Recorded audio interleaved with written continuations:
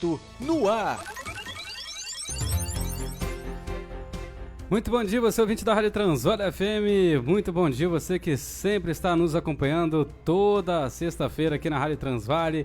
Você que nos acompanha nos 4 cantos do Brasil e do mundo, sempre aí pelo site, pelo aplicativo da Rádio Transvalha, que você baixa no Google Play ou também nas ondas do rádio em 87,7, né, gente? Programa direito ao ponto, sempre a partir das 10 horas da manhã aqui na Rádio Transvalha. E hoje, nosso convidado, advogado Dr. Túlio está aqui conosco na Rádio Transvalha para poder conversar com você e falar sobre o seguinte. É um tema bem interessante, é um tema que foi até proposto pelo Yelmo Papa, que fala sobre inventário e partilha de bens. Inventário e partilha de bens, isso às vezes dá uma dor de cabeça danada, não é, Dr. Túlio? Bom dia para você. Pode começar já explicando como é que funciona essa questão de inventário e partilha de bens, doutor Túlio? Bom dia, Marcelinho. Bom dia aí, nossos queridos ouvintes. Você que nos acompanha pela transmissão aí no Facebook, no YouTube. É um prazer estarmos aqui em mais uma manhã de sexta-feira, compartilhando aí informação sobre o direito, informação que faz diferença no seu dia a dia. E hoje a gente vai falar sobre esse tema, inventário e partilha de bens, que muitas pessoas têm dúvidas sobre o que fazer, se é preciso fazer. Para a gente começar aqui, Marcelinho, é importante a gente entender o que é o inventário, afinal, e para que serve o inventário, né? O inventário nada mais é do que uma forma de você transmitir os bens de uma pessoa que faleceu para os herdeiros que vivos estão.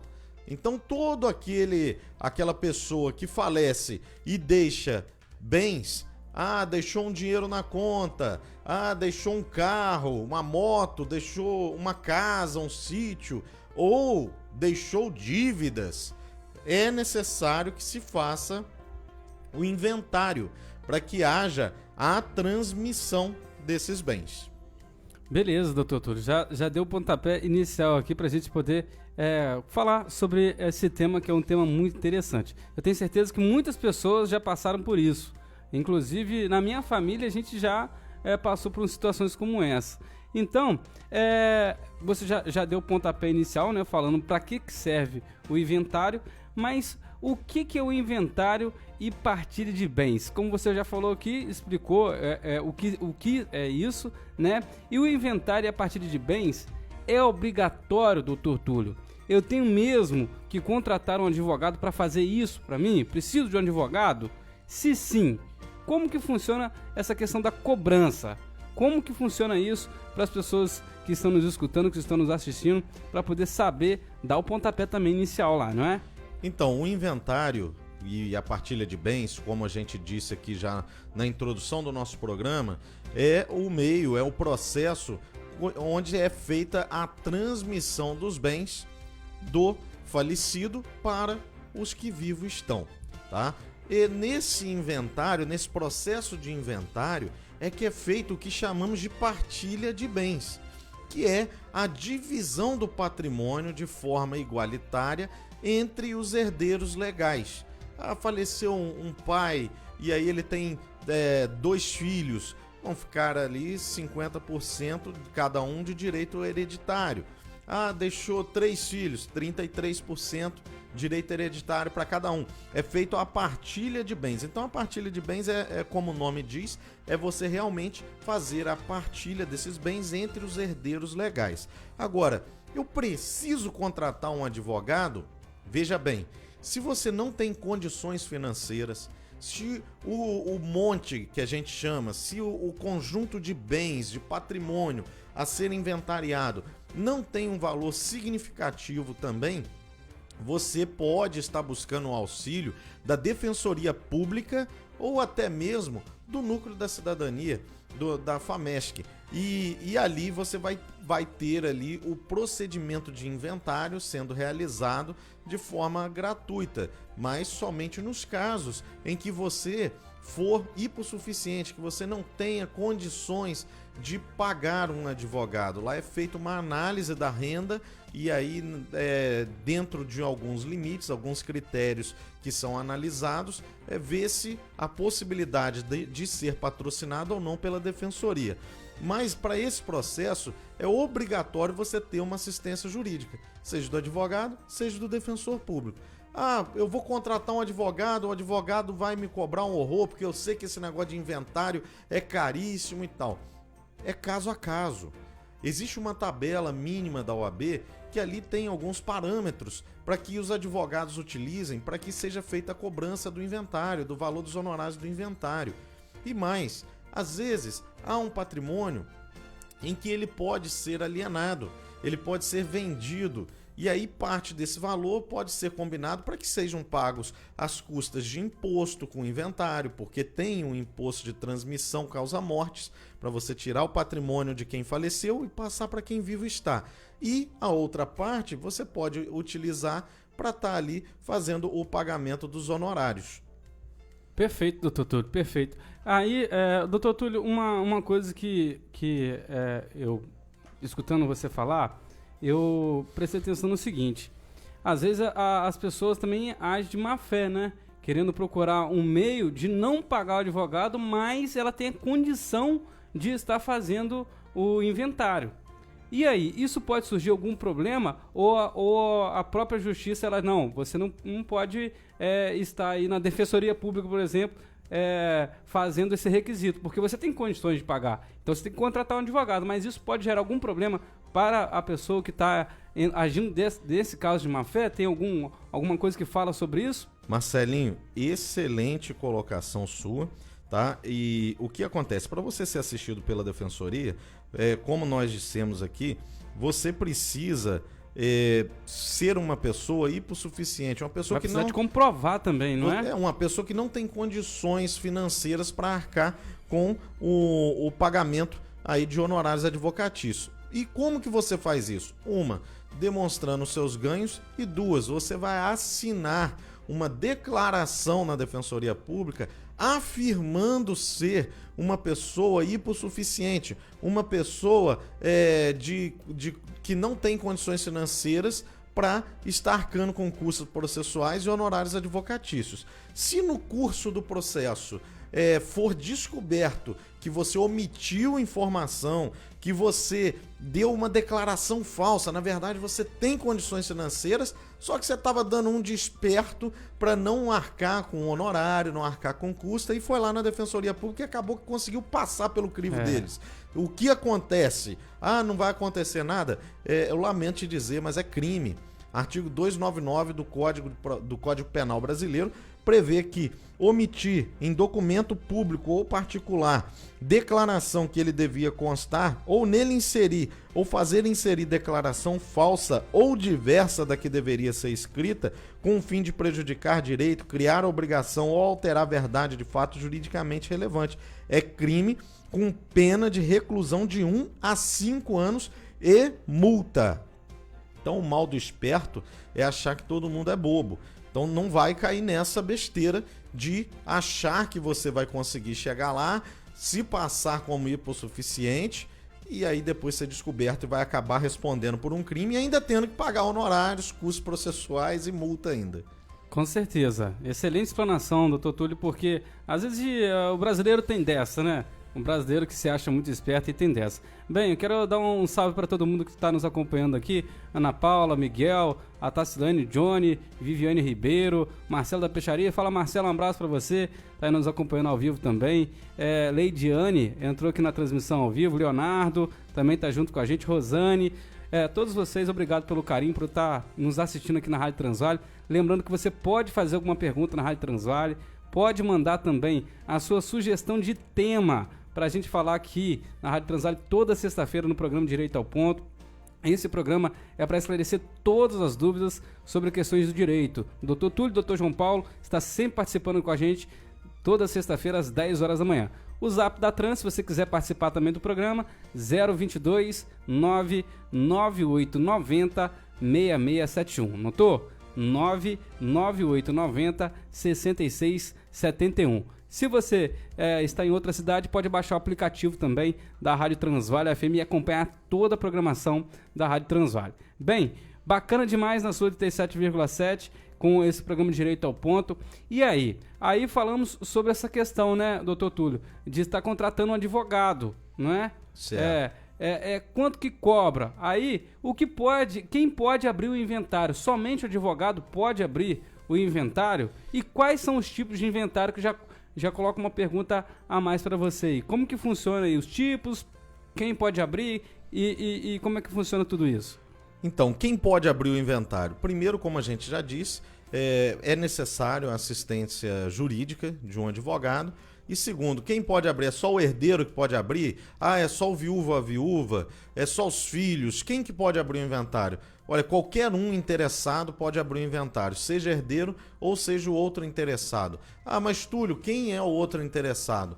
O outro interessado pode ser, por exemplo, um credor que tem ali uma dívida daquela pessoa que faleceu, tem uma dívida para receber daquela pessoa e aquela pessoa deixou um patrimônio suficiente para pagar aquela dívida. Então o credor ele pode, por exemplo, ir lá e ele abrir um inventário. Através do advogado dele, vai lá, abre o inventário e já pede ali a reserva daquele valor da dívida. Já declara aquela dívida ali como sendo parte dos bens, só que de saldo negativo esse, a serem partilhados. E quais os tipos de inventários que existem, Marcelinho? Existem 2 tipos de inventário, basicamente. Um inventário judicial, que ele é feito, vamos dizer, lá no fórum.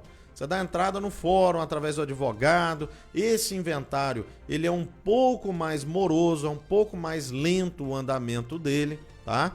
E existe o inventário extrajudicial, que é feito direto nos cartórios de registro e que não depende em nada do fórum. Esse inventário extrajudicial ele tem alguns requisitos que a gente tem que atender. Por exemplo, tem que haver acordo entre os herdeiros, não pode haver divergência entre eles sobre os bens, partilha e tudo mais. Não pode haver testamento deixado pelo falecido e também não pode haver incapaz.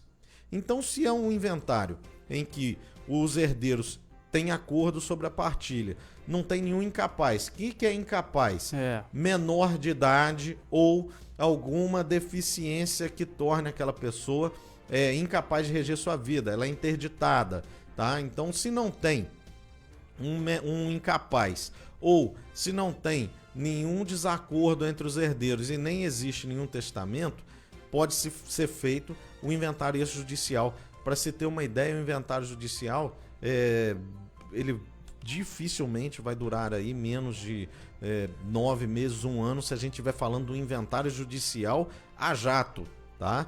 Agora, o inventário extrajudicial, você consegue, às vezes, resolver ele com 1 mês ou pouco mais de 1 mês, estando a documentação toda em dia, os imóveis com as dívidas quitadas, tá? Então, são esses os tipos de inventário. Ou seja, é bem mais rápido também esse que não passa pela justiça, né, gente? Mas é difícil, né, doutor Túlio, não entrar na justiça, porque às vezes um quer mais, outro quer menos, briga por um lado, briga por outro, não chega a um acordo nenhum e aí dá zica, né? Bem, há algum custo nesse processo? Você já falou aqui nos tipos de inventário e onde fazer o inventário. Onde fazer o inventário? Você falou que pode ser aí pela justiça, né, encaminhando pela justiça, mas tem que passar também aí pelo cartório. Pode ser feito extrajudicial ou judicial e normalmente, em regra, no domicílio, no último domicílio daquele que faleceu, tá? Então tem que procurar o fórum ou o cartório, normalmente, em regra, do último domicílio aonde aquele falecido tinha ali a sua residência declarada. Beleza. E o custo? Processo aí, o custo do processo. Como é que funciona? Deixa claro pra gente aí se esse custo também, doutor Túlio, tá incluso já o custo do advogado, se caso contratar também um advogado para poder estar fazendo essa questão. Então, para poder explicar, porque tem um custo do processo e também tem um custo do advogado, correto? Sim. Um custo que é certo, Marcelinho, que não tem como sair, mesmo se você estiver pela defensoria, por exemplo, é o ITCMD, que chama, que é o Imposto de Transmissão Causa Mortes. Então, esse imposto, quando você compra uma casa, você está vivo e vai lá adquire uma casa, ou você comprou um carro, você não paga um imposto de transferência, você tem que ir lá e pagar. No caso da casa, do imóvel, você vai lá e paga o ITBI para transferir. E o que significa ITBI? Imposto de Transmissão de Bem Imóvel Intervivos. É a transmissão de bens entre pessoas que estão vivas. Agora, quando está falecido, um é falecido, existe aí a cobrança do imposto de transmissão causa-mortes. E esse imposto ele tem uma alíquota de 4% sobre o valor de avaliação do patrimônio. Então é algo que normalmente agarra. É aí que normalmente agarra.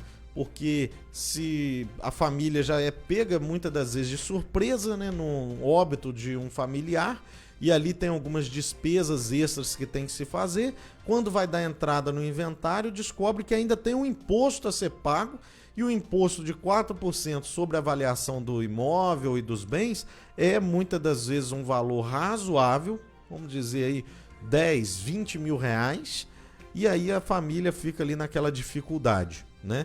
Esse imposto pode ser parcelado, pode ser solicitado o parcelamento desse imposto junto à Secretaria de Fazenda do Estado competente aí para processar o inventário. E aí você paga o imposto, terminou o pagamento do imposto, o inventário vai ser dado prosseguimento. Fora isso, seriam custas processuais. Mas custas processuais, como eu disse, em alguns casos você pode ter a gratuidade das custas. Às vezes você não tem para honorários, mas para as custas você tem a gratuidade. Às vezes você vai ter que contratar um advogado, mas você consegue a gratuidade das custas processuais. Mas, porém, as custas processuais também podem ser pedidas para que sejam pagas ao final do processo ou que sejam parceladas também, tá? Então é um processo custoso e é um processo assim muito detalhado. A pessoa, quando for dar entrada, precisa se atentar a isso, tá? Para que possa estar preparado e pedir os parcelamentos caso seja devido. E nós estamos aqui para poder estar aí te orientando de certa forma sobre essa questão. Aí, Túlio, vamos supor que fez tudo direitinho, o falecido aí tem dívidas, né? Deixou alguma dívida. A pessoa que está recebendo bem, seja ele vários irmãos, irmãs, ou também seja um que deixou atestado só para um, né? Que pode acontecer, só para um filho. Não, quero deixar tudo para um filho só. Pode acontecer isso também.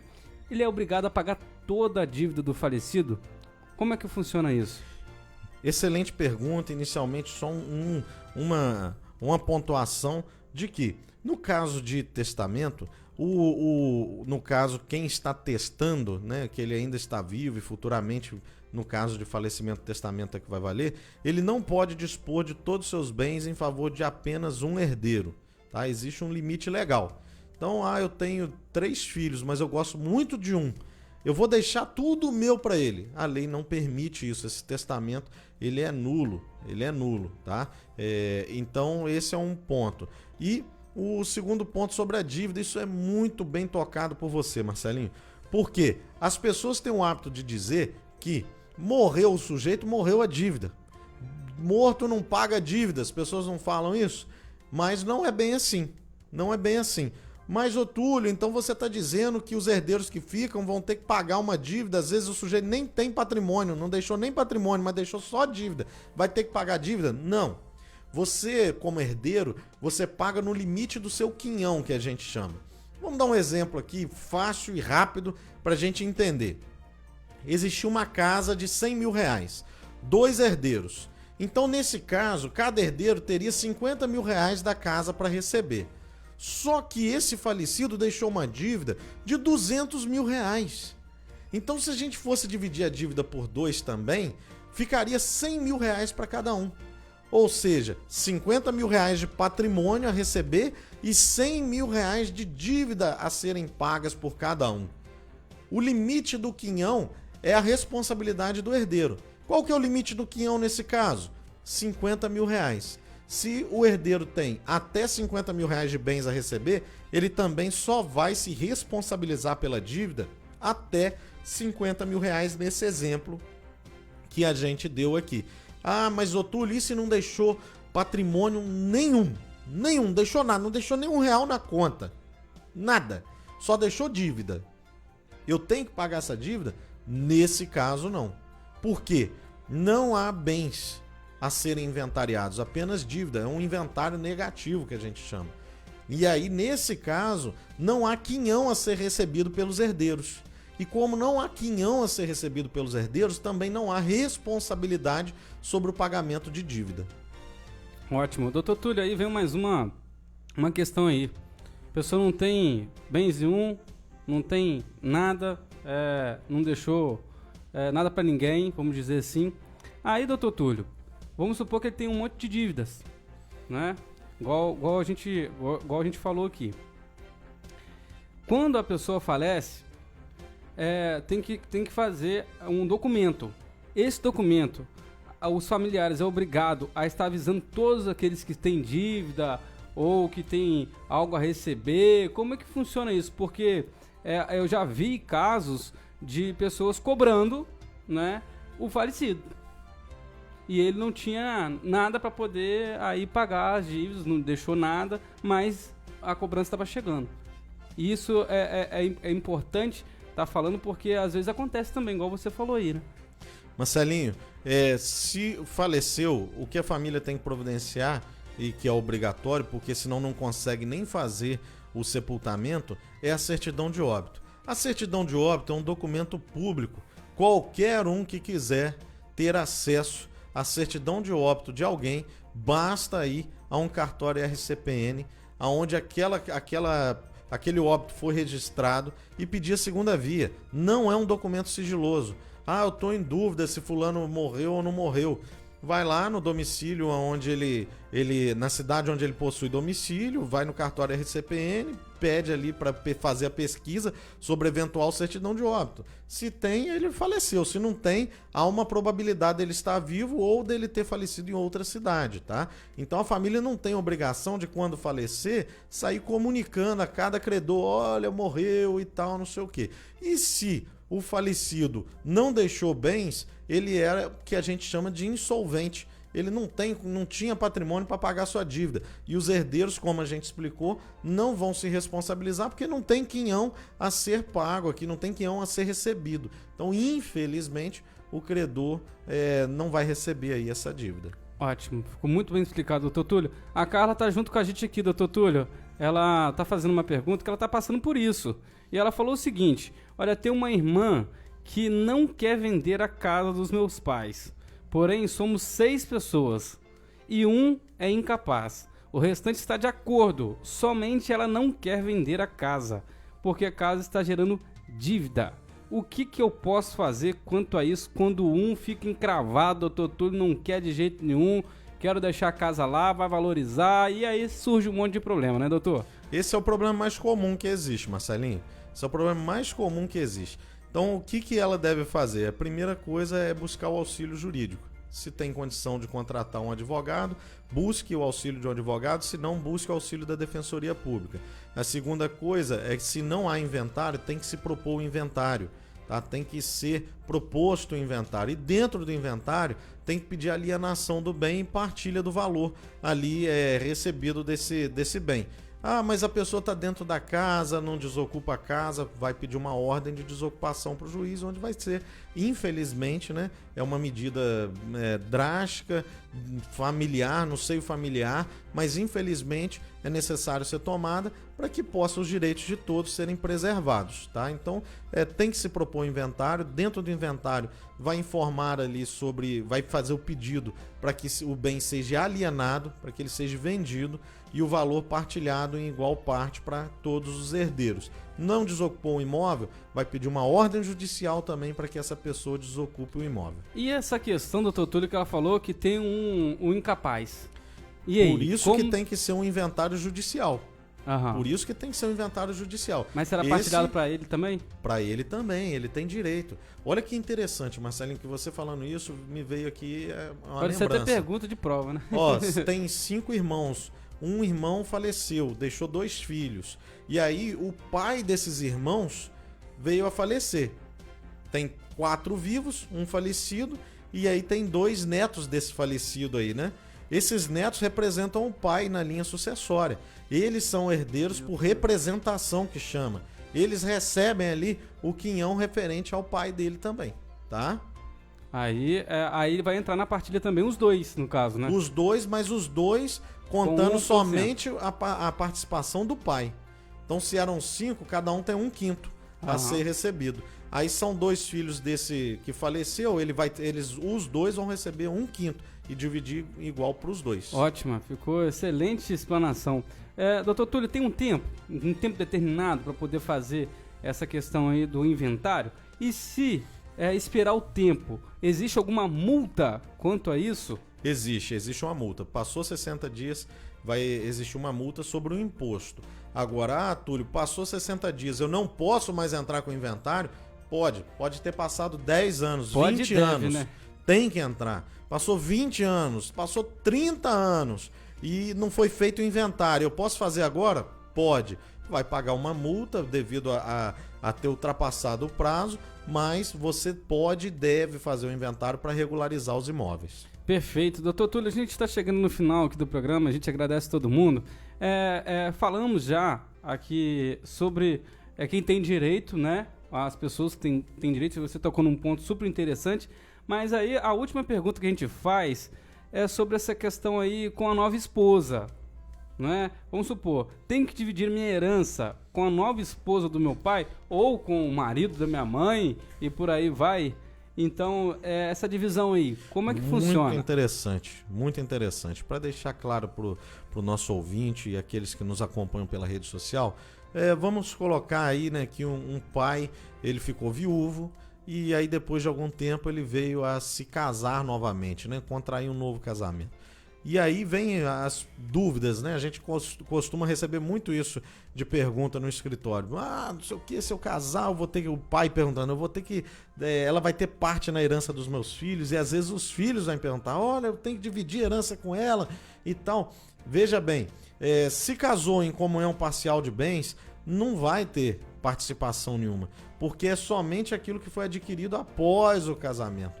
Então aquilo que veio antes do casamento é a herança dos filhos, não se participa.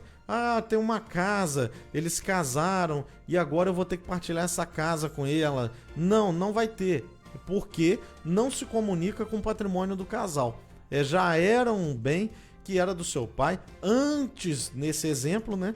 Antes de que ele tivesse contraído uma união estável, um casamento com essa nova companheira. Então você não teria que dividir com essa pessoa. Mas é um caso também que tem muitos detalhes. Então, assim, aqui é um exemplo superficial, mas que caso você passe por isso, é interessante que você busque auxílio jurídico para poder estar aí esclarecendo os detalhes e te dando uma certeza aí sobre o que é e o que não é nessa situação.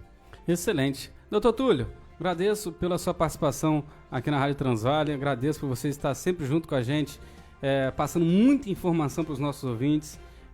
Como a gente esclareceu aqui a dúvida da Carla, você, ouvinte da Rádio Transvale, pode mandar suas dúvidas também, pode mandar aí no zap da Rádio Transvale 022 99890 6671, escutar a Rádio Transvale pelo site, pelo aplicativo. A gente posta depois todas as nossas transmissões no YouTube da Rádio Transvale. Então qualquer dúvida que ficar, sugestão de tema, pode entrar em contato com a gente e eu deixo o Dr. Túlio com as considerações finais. Marcelinho, mais uma vez, muito obrigado. Nós queremos agradecer você também que nos acompanha aí pela rádio, pelos aplicativos, pela rede social, pelo YouTube.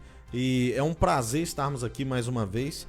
E se você tem alguma sugestão de tema, não deixe de enviar aqui para a rádio. Não deixe de enviar aí nos comentários, através aí da transmissão. Não deixe de mandar no direct lá no Instagram, porque nós estaremos trabalhando. O interesse desse programa é trazer informação relevante para aqueles que nos ouvem. Então, se você tem uma sugestão, mande para nós. E se você quer também acompanhar o nosso trabalho, a gente compartilha aí material, informações através das nossas redes sociais, o Facebook Túlio Fiore e o Instagram @drtulio.fiore. É só nos seguir lá que nós estaremos compartilhando aí diariamente informações relevantes para você. Excelente, doutor Túlio. E você acompanha o doutor Túlio aí nas redes sociais, que o cara é fera, pode tirar todas as suas dúvidas. Se você tiver mais dúvidas sobre esse tema também, pode entrar em contato com ele, pode entrar em contato com a Rádio Transvale, que a gente repassa também pro doutor Túlio, e você fica à vontade na sua Rádio Transvale FM. Agradecendo esse carinho de todos vocês que estão aqui ligados na Rádio Transvale. O programa Direito ao Ponto volta sexta-feira que vem, aqui na sua Rádio Transvale FM, sempre a partir das 10 horas da manhã, com muita informação para você. Fiquem com Deus, eu volto com a programação normal aqui da Rádio Transvale. A Transvale FM apresentou o programa Direito ao Ponto.